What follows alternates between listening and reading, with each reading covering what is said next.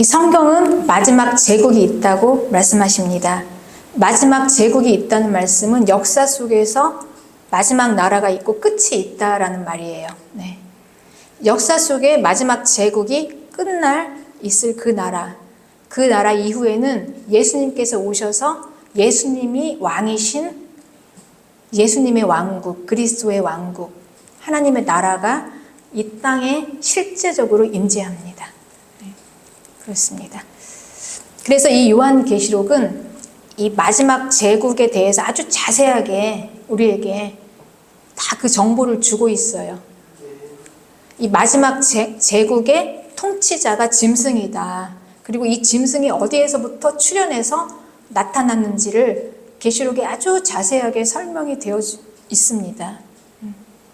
성도들은 반드시 알아야 하고 교회는 반드시 알아야 할 이유는 이 마지막 제국의 이 마귀의 명확한 목적이 분명하기 때문이에요. 그 마귀의 분명한 목적은 이 성도들과 싸우려고 이 땅에 내려온 것입니다. 마귀는 하늘에서 미가엘에게 쫓겨서 이 땅으로 내려왔어요. 그리고 자기의 때가 얼마 남지 않은 걸 알고 있어요. 그래서 그 얼마 남지 않은 그때 그 시간 동안 이 성도들과 싸우려고 이 땅에 내려와서 이제 마지막 제국을 이제 세운 겁니다. 그러니 우리 성도들은 반드시 알고 있어야 되죠. 이 정보를. 그래서 이 마지막 제국을 세우기 위해서 마귀가 한 건 짐승이라는 존재를 딱 세웠어요. 그래서 이 마지막 제국을 통치하게 하는 것입니다. 이 짐승은 어디에서 나왔는지 또 아주 자세하게 이 요한계시록에서 우리에게 그 정보를 주고 있습니다. 마귀가 지옥의 깊은 무저갱의 문을 열어서 거기에서 이 감옥이죠. 감옥에서 범죄한 천사들을 탈옥시켜서 그 중에 짐승으로 세웠다. 그리고 이 짐승이 온 땅을 통치하게 하는 통치자로 세웠다. 라고 이제 우리에게 말씀하십니다. 그러니 이 마지막 제국, 이 세상에서 임할 이 땅의 나라, 마지막 나라는 마귀가 발악을 하는 나라인 것입니다. 목적은 성도들과 싸우기 위해서. 마귀는 어떻게 성도들과 싸워서 어떻게 하려는 것인가? 성도들을 미혹하고 속여서 지옥불로 다 끌고 가서 죽이고 멸망시키려는 게 마귀의 목적입니다. 그러니 이 교회는 마지막 제국에 대해서 얼마나 많이 알고 있어야 하며, 그리고 마지막 제국의 통치자인 짐승에 대해서 얼마나 우리가 알고 있어야 여기를 대비하고 승리하고 나올 수 있을 것인가. 그래서 하나님께서는 이 요한에게 직접 이 계시를 주신 거예요. 교회에게 이 계시를 알려라. 우리는 이 계시를 이제 받고 이걸 함께 나누는 것입니다. 너무나 중요한 거죠. 네. 이 마지막 제국은요, 그러니 짐승의 제국이에요. 짐승의 정부입니다. 이제 예수님이 다시 오시면 이 정부, 짐승의 정부는 이제 없어질 거예요. 네. 성경에 이미 그게 다 우리에게 예언돼서 계시되어 있습니다. 계시록 19장 20절에는 예수님이 다시 오시면 이 마지막 제국의 통치자인 짐승이 잡히고 그 앞에서 표적을 행하던 거짓 선지자도 함께 잡혔다. 이는 짐승의 표를 받고 그의 우상에게 경배하던 자들을 표적으로 미혹하던 자라. 이 둘이 산채로 유황불 붙는 못에 던져지고, 이렇게 분명히 우리에게 말씀하십니다. 지옥불에 던져졌다. 미리 우리에게 다 말씀해 주시고 이제 알려주시는 거죠. 이 요한계시록을 통해서. 네. 그러니 마귀는 우리가 이 땅에 사는 동안에 우리의 인생에 고통만 주는 게 아니에요.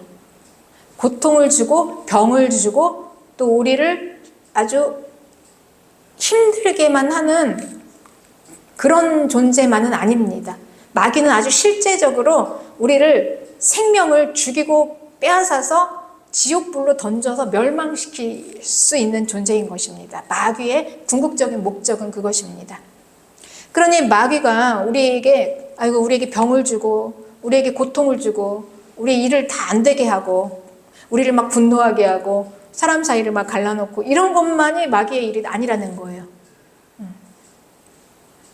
이 모든 것들을 통해서 마귀의 궁극적인 목적이 무엇인지를 알아야 합니다. 마귀는 우리의 생명을 빼앗으려는 거예요.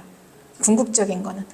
어떻게 하면 예수님에게서 멀어지게 하고, 어떻게 하면 하나님을 버리고, 어떻게 하면 세상을 택해서 지옥불로 들어가게 할 것인가. 이게 바로 마귀의 가장 궁극적인 목적인 것입니다.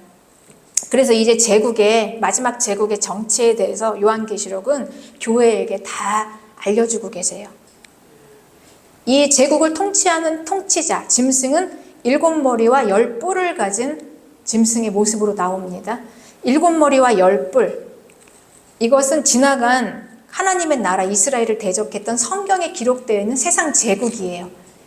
세상 제국, 애굽으로부터 시작해서 아수르, 바벨론, 페르시아, 헬라, 그리고 급기야는 로마, 그리고 마지막 제국, 짐승 정부. 이 모든 제국들을 다 머리에 얹어 있어요, 이 짐승이. 그러니 이 짐승은 무엇입니까? 제국이다. 제국. 그러니 이 세상 제국이 누구? 마귀의 통치. 예, 그렇죠. 마귀의 통치 아래에 있는 세상 제국이 마귀의 수하에 있다라는 것을 우리는 이제 이 요한계시록을 통해서 이 마귀의 이 정체가 드러나면서, 짐승의 정체가 드러나면서 이제 제국의 정체가 드러나게 되는 것입니다. 그러니 이 마귀는 세상의 이 통치권을 불법으로 아담에게서 빼앗아서 자기가 이 통치권을 가지고 이 세상의 제국을 세우면서 이 제국을 통해서 마귀는 활동하고 있었던 것입니다. 이게 제국의 비밀이 드러난 것입니다. 그렇죠. 그러면 이 짐승은 어떻게 성도들과 마지막 제국에서 싸우는가? 예루살렘 성전 안에 자기의 우상을 세워놓고 경배하게 해요. 그리고 이 경배하지 않는 자들은 그가 몇 명이든지 다 죽이게 해요. 10명이든 100명이든 1000명이든 10,000명이든 10만 명이든 무조건 자기를 경배하지 않는 모든 사람은 다 죽여요. 그러니 신실한 사람들이 다 순교를 당하게 된다라는 말입니다. 짐승은 마지막 제국에서 성도들과 그렇게 싸웁니다. 자기를 경배하게 해서 싸워요. 그리고 이 자기를 경배하는 것과 함께 세트로 이 사람들에게 하는 행위가 표를 받게 하는 거예요. 그러니까 짐승을 경배하는 모든 자들은 다 표를 받게 돼요. 이건 따로가 아니에요. 그냥 같이 함께 세트로 딸려오는 거예요. 짐승을 경배하고 표를 받고, 이 두 가지를 동시에 하는 것입니다. 그러니 이 표를 받는 사람은 표만 받는 게 아니라 짐승을 경배하는 거예요. 짐승을 경배하는 자가 표를 받게 됩니다. 그런데 이 표는 무엇인가? 이 표는 첫째, 짐승을 경배하는 자가 받는 것이고, 그리고 이 표는 몸에 이식하는 것이다. 그리고 이 몸에 이식하고 또 이 부작용으로 종기가 나서, 대단히 악한 종기가 나서 아프다. 이게 이제 다 우리에게 정보를 주고 있습니다. 여러분, 성경에 다 기록되어 있어요. 계시록 16장 2절에 첫째 천사가 가서 그 대접을 땅에 쏟음에 짐승의 표를 받은 사람들과 그 우상에게 경배하는 자들에게 악하고 독한 종기가 나더라 그랬습니다. 그리고 급기야 이 표를 받지 않으면 매매를 못하게 해요. 매매는 시장에서 파는 거예요. 즉 경제 활동을 못하게 하는 것입니다. 그러니까 사람들에게 가장 큰 포기할 수 없는 유혹이 돈입니다. 돈, 그렇죠? 잘 사는 거. 그거를 빌미로 해서 꼼짝 못하게. 그러니까 돈을 사랑하는 자는 다 받게 되어 있고, 신실하지 못한 자는 하나님만 섬기는, 아주 여기서 갈라지는 거예요. 그냥 신실하지 못한 성도는 다 받게 되어 있고, 천국행이냐 지옥행이냐가 이제 완전히 갈라지게 될 것입니다. 그럼 이제 우리는 실제적으로 이 마지막 제국이 어떤 나라인지에 대해서 알아야 합니다. 교회는 알고 있어야 해요. 마지막 짐승 정부가 통치하는 이 마지막 제국은 과연 어떤 나라로 올 것인가, 이거에 대해서 우리는 알고 있어야 돼요. 네. 이 마지막 제국, 짐승 정부는 실제적으로 이 땅의 역사 속에서 나타날 나라입니다. 로마처럼, 그리고 페르시아, 아수르, 바벨론, 지나온 역사 속에서 있었던 나라들처럼 아주 실제적으로 이 짐승 제국이라는 그 이름으로 이제 마지막 제국으로 실제적으로 역사 속에서 세워질 나라예요. 그 나라. 그럼 그 나라는 과연 어떻게 통치하고 어떤 시스템으로 이제 운영이 될 것인가? 저는 이 나라를 AI의 나라라고, AI 시대의 AI 나라라고 확신합니다. 지금 이제 이 기계 AI가 우리 삶에 굉장히 많이 속속들이 들어와 있어요. 이 AI는 인공지능이라는 뜻이에요. 말 그대로 이 사람이 만든, 사람의 손으로 만든 기계로 만든 지능, 즉 뇌, 인간의 뇌입니다. 그러니 이 AI의 그 모델은 사람의 뇌예요. 그러니까 사람의 뇌를 카피한 게 AI예요. 그런데 우리의 뇌는 생각하고 판단하고 또 감정도 있고 또 움직이죠. 나는 누구인가? 뇌 속에 내가 다 들어있습니다. 나의 모든 자아와 인격과 내 몸을 움직이는 모든 게 다 뇌 속에 들어있어요. 네. 그렇죠. 그런데 이 사람의 뇌를 카피해서 기계로 만든 이 인공, 우리가 처음에 이 AI에 대해서 모든 사람들이 다 관심을 갖게 된 건 알파고, 이세돌과 바둑에서 이겼죠. 알파고. AI가 그렇게 등장하면서 사람들이 다시 한번 AI에 대해서 생각을 하게 되고 또 좀 생각을 깊이 하는 사람들은 많은 충격을 받았을 거예요. 아니, 기계가 어떻게 아무리 그래도 바둑을 저렇게 생각을 하고 머리를 쓸 수 있다니, 이건 좀 심각하다. 그때부터 사람들이 많은 관심을 가지게 됐습니다. 인공으로 만든 기계의 뇌는 모든 지식과 정보를 다 수집을 합니다. 지식과 정보를 다 체계적으로 수집해서 그거를, 그러니까 지난 수년 동안의 과거의 인간의 모든 지식과 정보를 다 수집을 해서 거기에서 데이터를 쫙쫙쫙쫙 내는 거예요. 그래서 가장 적합한 걸 찾아서 그걸 실행을 합니다. 그러니 이 기계의 뇌, 인공지능을 사람은 당할 수가 없는 거예요. 사람의 한계를 뛰어넘어요. 그래서 이 인공지능이 이제 사람 사이에 들어와서 같이 살게 되면 이제 사람은 모든 직업을 다 빼앗기게 될 것입니다. 여기에는 예외가 없어요. 이건 빼앗기고 이건 아닌 게 아니에요. 인공지능은 단순한 육체 노동뿐만이 아니라 머리를 쓰는 직업, 심지어는 예술 활동을 창작하는 활동. 그래서 뭐 의사, 변호사, 회계사, 또 작곡, 음악, 미술, 디자이너 안 하는 게 없어요. 심지어는 교사와 목사까지. 설교도 직접 씁니다. 그렇죠. 이 성경의 모든 지식을, 그리고 지금까지의 모든 이 성경과 이 기독교 역사의 데이터를 쫙 내서 거기에서 다 이거를 이제 이 정보를 다 가지고 데이터를 쫙 뽑아서 거기에서 이제 설교를 쓰니 기가 막힌 말씀이 이제 나오지 않겠습니까? 그러니 사람들은 이제 하나님의 말씀이니까 그게 선포되면 또 은혜도 받겠죠. 그러니 뭐 종교적인 부분부터 시작을 해서 이 AI가, 이제 인공지능이 사람의 생활 속에서 들어오면 이제 사람들의 모든 직업은 분명히 다 이제 빼앗기게 될 것입니다. 그럼 이제 사람은 무엇을 하고 살 것인가? 어떻게 먹고 살 것인가? 이제 정부의 지원을 받게 될 거다라고 예상을 할 수 있습니다. 이제 충분히 아마 먹을 걸 다 공급을 해줄 거예요. 먹고 살 걸. 그럼 이제 생각해 봅니다. 좋네. 그냥 일도 안 하고 가만히 놀고 먹어도 돈을 주고 살 수 있게 해주니. 그런데 여러분, 이제 우리가 그렇게 되면 인간은 지극히 불행하게 될 거예요. 이 직업은 단순히 돈만이 아니에요. 거기는 우리의 꿈이 있고 성취가 있고 비전이 있어요. 목표가 있어요. 그리고 우리가 이제 직업을 가지고 일을 하면서 거기서 이제 우리 존재감이 느껴지는 거죠. 그럼 모든 기쁨과 행복, 때로는 좌절하면서도 다시 일어날 수 있는 모든 그 인생의 많은 이 기쁨의 이런 것들을 다 빼앗기게 되는 것입니다. 뉴럴 링크라고 여러분 혹시 들어보셨는지 모르겠어요. 일론 머스크의 회사 이름이에요. 이 인공지능을 이 사람의 이 뇌에다 이식을 시키는 거예요. 칩으로. 네. 그래서 이 기계와 사람을 같이 이제 섞는 것입니다. 여러분, 그러니 우리가 이제 이 앞으로 오게 될 세상은요, 우리가 상상할 수가 없는 이 세상이 이제 오게 될 거예요.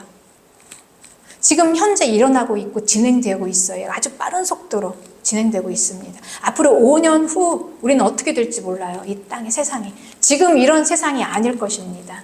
분명히. 사람의 뇌에 이 기계 뇌를, 우리가 기계와 사람의 뇌가 이제 같이 섞어지는 거죠. 그러니 그러니까 인간의 뇌를 다 우리 컴퓨터에 다 저장해 놓는 거예요. 그렇습니다. 그러니 사람의 뇌를 컴퓨터에 다 저장을 해 놓으면 이제 그 뇌에는 인격이에요. 내 자신이 들어있어요.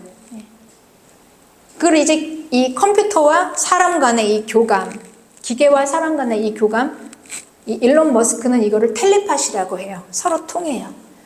그래서 사람이 자기 이 뇌로 기계를 조정할 수도 있지만, 다시 말하면 이 기계가 사람을 또 통제할 수도 있는 거예요.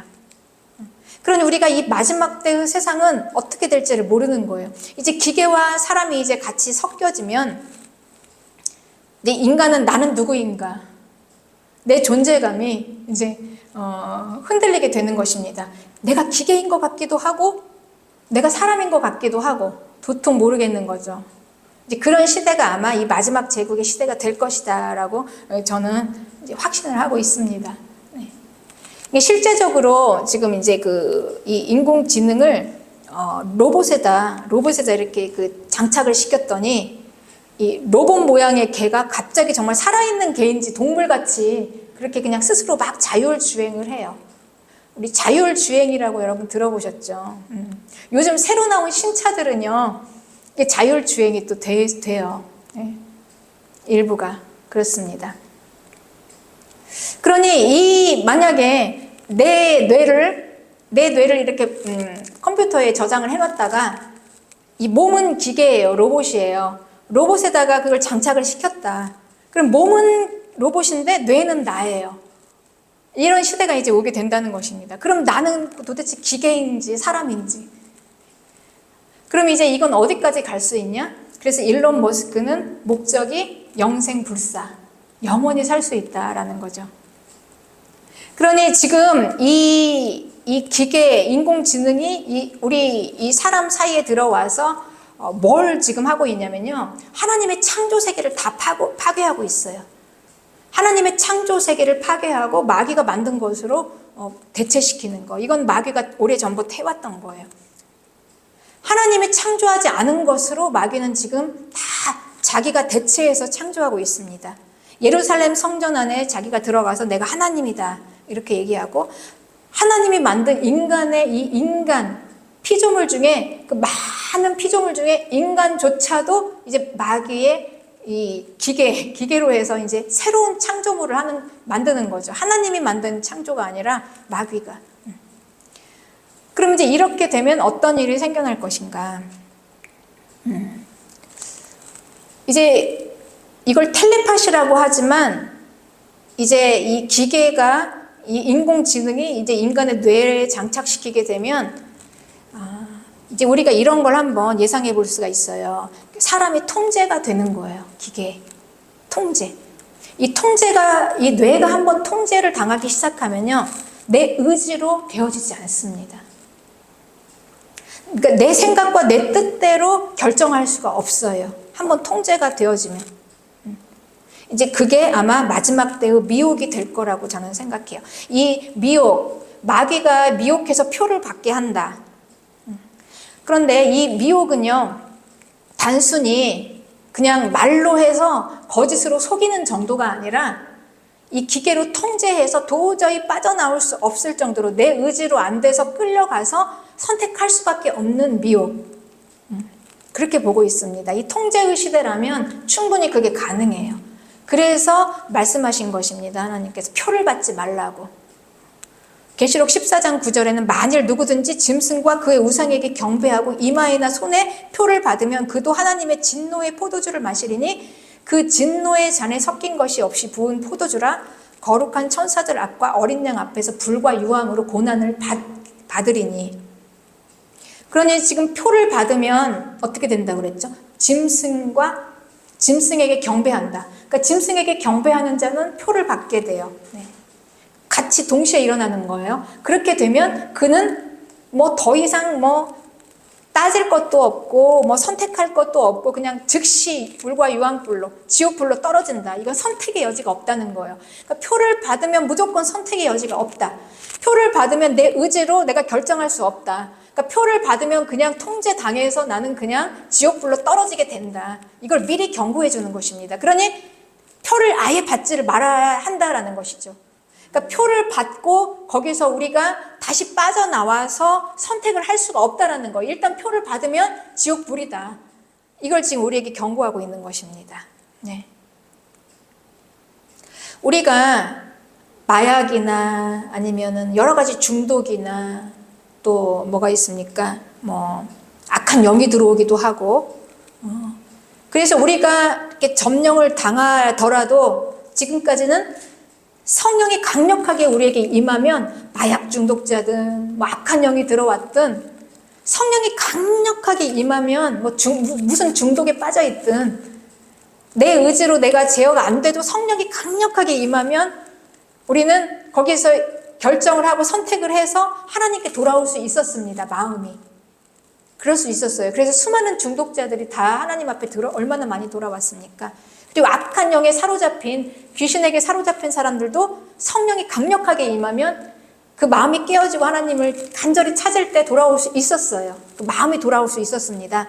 그러나 이 기계가 이 인공지능으로 이 칩을 박아서 기계한테 제압을 당하면 그때부터는 도저히 빠져나올 수가 없는 거예요.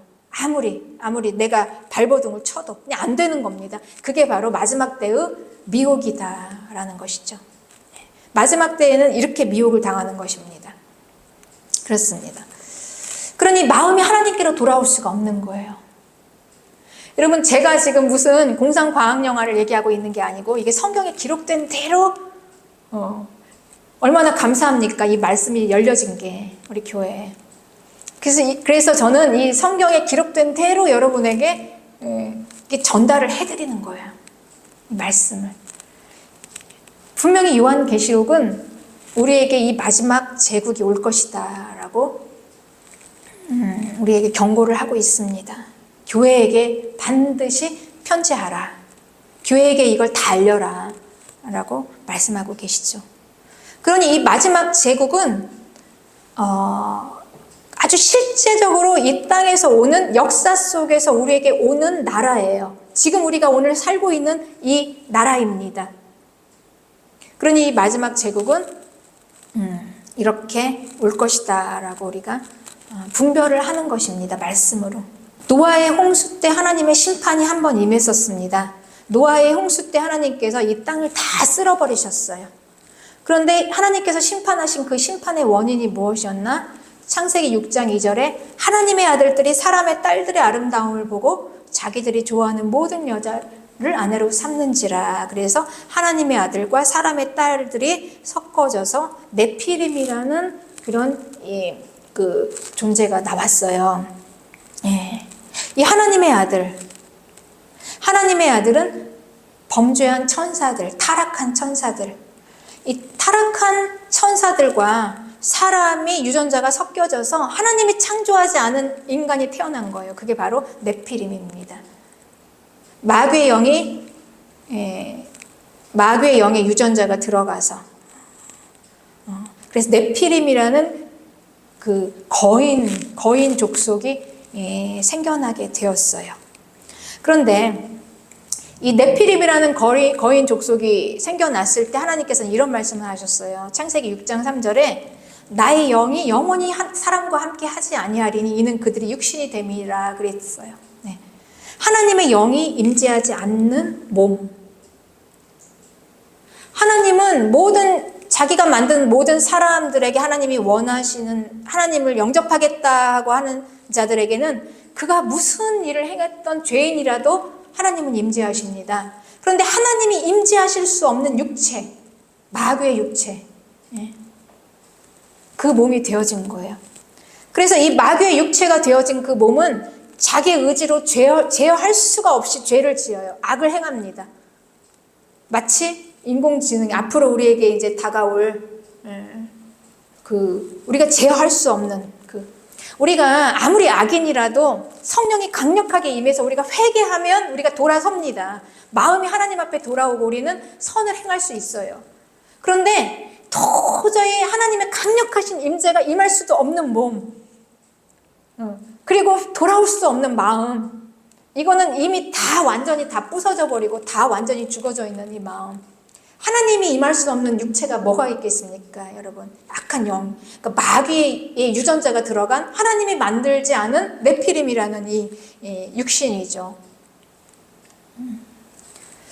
그러니 이제 하나님께서는 이 괴기한 생명체, 이 사람인지 아니면 타락한 천사인지 도대체 구분이 안 가는 이 기괴한 생명체는 그냥 단순한 악을 행하는 게 아니었어요. 그냥 단순한 나쁜 일을 행하는 게 아니었어요. 하나님이 단순히 사람이 좀 악을 행하고 나쁜 일을 했다고 해서 그렇게 심판을 노아의 홍수로 다 쓸어버리신 게 아니었다는 거예요. 그들의 악은 제어할 수가 없는 악, 도대체 제어할 수가 없는, 사람이 지을 수 없는 악, 타락한 천사인 마귀의 이 유전자가 들어가서 제어가 안 되는 그런 악이었습니다. 그래서 하나님께서 창세기 6장 5절에 이렇게 말씀하셨어요.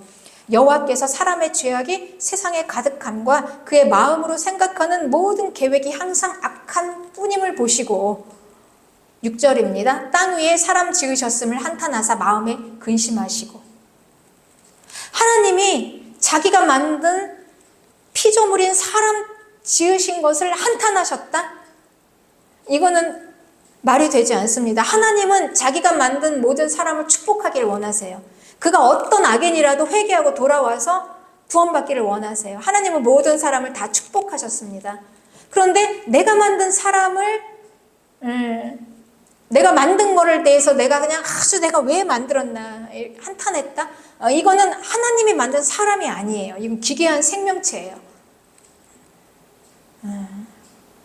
그 육체가 되어버린, 도대체 하나님의 영이 임재할 수 없는 이 마귀의 영과 같이 함께, 마귀의 이 유전자가 같이 함께 섞여서 하나님이 창조하지 않은 이상한 기괴한 생명체가 탄생되어 있는 그 인간인가 타락한 천사인가 도대체 알 수 없는 그 기괴한 생명체를 보시고 하나님께서는 한탄하셨다라는 것입니다. 그리고 급기야는 홍수로 다 심판하시고 멸절하셨어요. 네. 그러니 그들은 도저히 하나님의 형상으로 회복할 수가 없는 존재들이에요. 하나님이 임하실 수도 없고 돌아올 수도 없고 그렇습니다. 이 사건에 대해서 베드로후서 2장 4절에 하나님이 범죄한 천사들을 용서하지 아니하시고 지옥에 던져 어두운 구덩이에 두어 심판 때까지 지키게 하셨으며, 5절 옛 세상을 용서하지 아니하시고 오직 의를 전파하는 노아와 그 7 식구를 보존하시고 경건하지 아니한 자들의 세상에 홍수를 내리셨다, 이렇게 말씀하셨죠. 예. 범죄한 천사들을 용서하지 않으셨다. 하나님의 아들들. 예.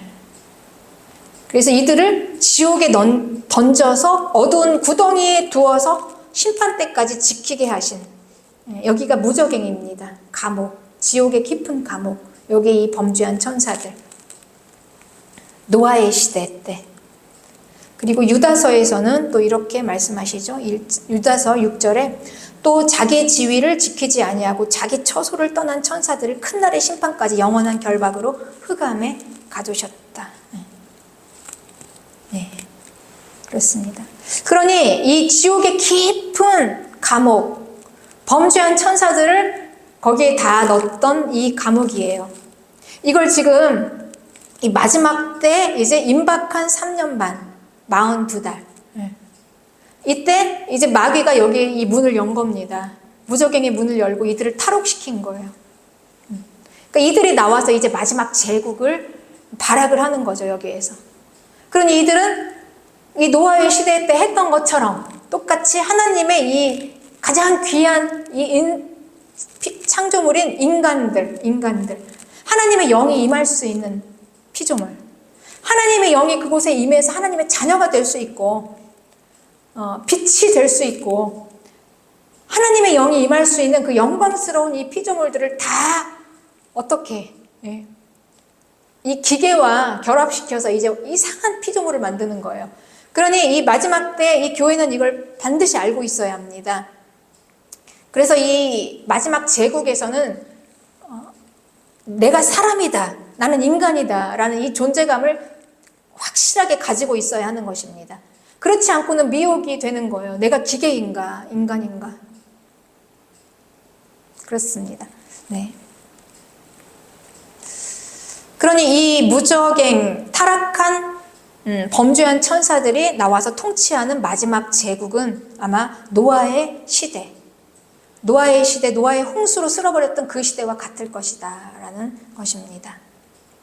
그리고 마치 그 시대처럼 이런 하나님의 계시가 다 열려졌음에도 불구하고 노아의 홍수 때 비를 맞으면서도 자기들이 지금 심판을 당하는지 무슨 일을 당하는지를 몰랐던 분별 없는 사람들처럼 이렇게 계시가 다 열어져서 우리에게 다 전해졌음에도 불구하고, 그리고 지금 AI가 어떻게 우리 삶 속에서 어떻게 지금 진행되고 있는지를 보면서도 무디어진 사람들, 교회, 이렇게 되면 우리는 안 되는 거예요. 그래서 우리는 이걸 깨닫고 깨어나야 하는 것입니다. 먼저 하나님을 마귀로 바꾸고 하나님이 창조한 모든 창조의 세상을 마귀가 자기 것으로 다 바꾸는 이 시대가 다니엘서에서는 이렇게 예언되어 있습니다. 다니엘서 7장 25절에 그가 장차 지극히 높으신 이를 말로 대적하며 또 지극히 높으신 이의 성도들을 괴롭게 할 것이며 그가 또 때와 법을 고치고자 할 것이며 성도들은 그의 손에 붙임바되어 한 때와 두 때와 반 때를 지내리라. 분명히 우리에게 이렇게 계시되어 있어요. 여기서 그는 짐승이에요. 이 짐승이 때와 법을 고친다. 법을 고쳐요. 창조주의 법을 다 고치고 때를 고쳐요. 그리고 한 때와 두 때와 반 때를 성도들은 지내게 되리라. 성경에서는 이 한 때, 두 때, 반 때를 42달로 표시합니다. 임박한 예수님 오시기 직전, 바로 직전에 3년 반 동안 이 땅에 있을 대환란의 기간을 표시하고 있어요. 이미 예고된 끝날의 환란을 교회들에게 알려주신 것입니다. 미리 대비하라. 그리고 성도들은 아예 표를 받지도 말아라. 그리고 끝까지 잘 인내하고 그냥 잘 버티라. 그 기간을 3년 반을 믿음으로 잘 버티라. 그리고 소망을 줍니다. 짐승은 불못으로 던져졌다. 하나님의 나라는 임하고 예수님이 오신다. 그리스도의 왕국이 이제 임한다라는 걸 우리에게 분명히 소망으로 보여주셨습니다. 그러니 우리는 이제 강한 믿음으로 일어서야 합니다, 여러분. 우리가 정말 강력한 믿음으로 우리가 준비되어 있지 않으면 우리가 가장 연약한 거, 약한 거, 우리 먹고 사는 문제잖아요. 먹고 사는 것 때문에 우리는 표를 받게 되고 짐승을 경배하게 됩니다. 그러니 아예 지금부터 우리의 신앙을 지키고 하나님의 나라를 바라볼 수 있어야 합니다. 소망으로. 잠깐, 그 잠깐인 3년 반을 우리가 인내로 잘 버티면 이제 우리는 천국으로 가요. 하나님의 시간, 1000년이 하루 같고 하루가 1000년 같은 하나님의 시간, 우리의 인생이 뭐 70을 살고 80을 살고 우리가 연수가 다 하지만 지나간 횟수를 다 돌이켜보면 마치 하루 같은 인생. 얼마나 짧은 인생이었습니까, 여러분? 우리가 이 인생 동안, 금방 지나가는 이 인생 동안 정말 믿음으로 잘 버티고 강력하게 믿음을 지켜야만 우리는 천국으로 들어갈 수 있습니다. 여기에서 우리가 잠깐 흔들려서 타협하고 세상 바라보고 하나님보다 더 우리 육체를 따라가고 이렇게 하다가는 우리는 지옥 불못으로 던져진다. 지금 이 말씀을 우리에게 주시는 거예요. 그래서 요한계시록은 우리에게 귀 있는 자는 들을지어다 이렇게 말씀하시는 겁니다. 다 누가 이걸 듣고 올 수는 없어요. 귀 있는 자만 듣고 올 수 있는 자들. 저와 여러분인 줄 믿습니다. 하나님께서 감사하게도 이 요한계시록의 말씀을 깨닫게 하시고 열어주셨습니다. 우리 교회. 우리 교회는 이제 강력하게 믿음으로 준비되어야 해요. 우리는 다윗의 군대로 일어서야 합니다. 다윗은 네피림의 후손 아낙 자손 거인들, 남아있는 이 거인들, 노아의 홍수 이후에 그들이 어떻게 남아있었는지는 모르겠지만 다 없어진 것 같진 않아요. 분명히 네피림의 후손인 아낙 자손이 나옵니다. 노아의 홍수 이후에. 그들과 싸워서 이긴 군대가 다윗의 군대였어요. 다윗은 여러분 이 그냥 사람들을 죽인 게 아니라 그들을 죽인 것입니다. 네피림의 후손. 다윗의 군대가 아니면 이 네피림의 후손 아낙 자손을 무찌를 수 없어요. 그 강력한 그 인공지능을 어떻게 사람이 다 당할 수 있습니까? 우린 당할 수 없어요. 그러나 다윗의 군대는 할 수 있습니다. 다윗은 전쟁을 이기신 여호와, 나의 힘과 나의 방패 되시는 여호와, 전쟁 용어로 하나님을 표현했어요. 다윗의 시편을 보면 전쟁에 승리하게 하신 하나님, 나의 힘이 되시고 능력이 되신 하나님. 다윗은 끊임없이 하나님을 의지하고 갔습니다. 우리 마지막 때는요, 오직 예수 그리스도, 오직 하나님 한 분만 의지하고 가는 거예요, 여러분. 다른 걸 의지하는 거 아닙니다. 오직 하나님 한 분, 예수 그리스도 한 분만 의지하고 가면 우리는 분명히 승리할 수 있습니다. 승리할 수 있어요. 네. 그렇습니다. 우리는 이제 이 마지막 하나님께서 우리에게 다 계시를 열어주신 이때 이 계시를 듣고 이제 계시를 귀가 열어져서 듣게 됐다면 이제 깨어서 준비해야 합니다. 우리의 믿음을 준비해야 합니다. 우리 함께 이 믿음으로 준비하는 마라나타 교회가 되어서 다윗의 군대로 일어서는 교회가 되시기를 축복합니다. 할렐루야, 아멘.